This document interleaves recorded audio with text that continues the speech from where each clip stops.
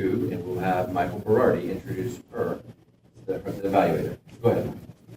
So Jerri Lynn is going to be, the title of her speech is Raindrops Are Falling on Your Head, and how that's the song room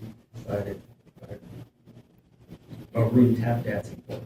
That's not, it's just raindrops are falling on her head. But this is taken from the Pathways Engaging Humor, and so it should be quite funny. And the purpose of the speech is for her to present a speech and receive an applied feedback.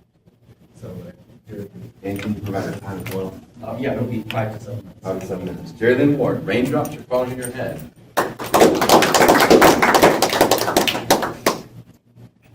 I think most people, when they were kids, get sent to dance school or piano or something like that to try to develop some talents that have to do with music or dance or maybe painting. My mother decided that I was going to go take tap dancing. And the thing is, I really liked that idea. I was one of those strange kids who loved post-World War II musical movies where there was tap dancing, like Gene Kelly. Singing in the rain, just singing in the rain. I thought, oh goody, I get to go be Audrey Hepburn or Gene Kelly or Fred Astaire and Ginger Rogers with these lessons. So I started the lessons, and in this school, what would happen is you would go and you would start with the stretching, and then you do a little ballet, and then you do a little modern dance, and then you do the tap dancing. The first lesson I went to, I learned what the song we were going to do for the recital was. Raindrops were falling on my head.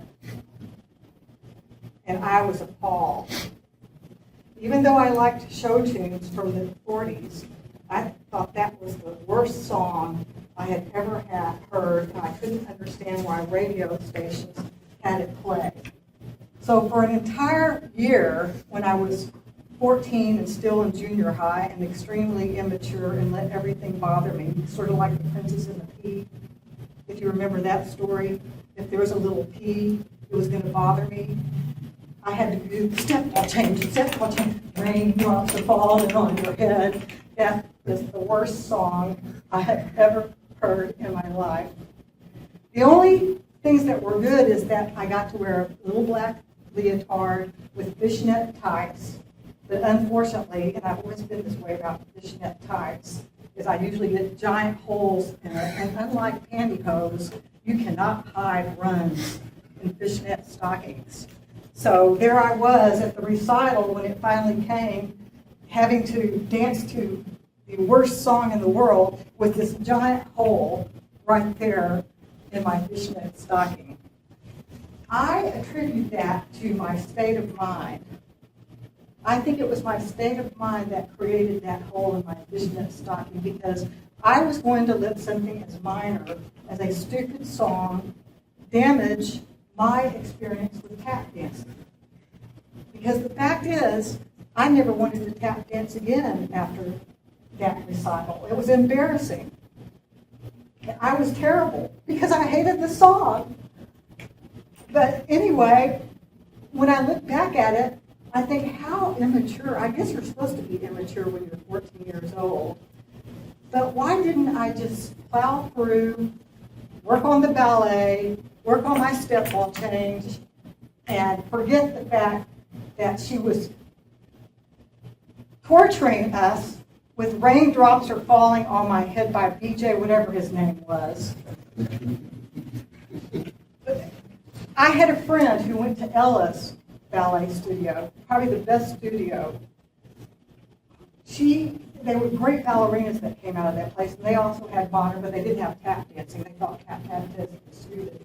She came to the recital, my friend, with her other friends from ballet, and laughed the entire time. I looked out at the audience, and there she was laughing. I thought, oh, this is just great. So I plowed through that whole year.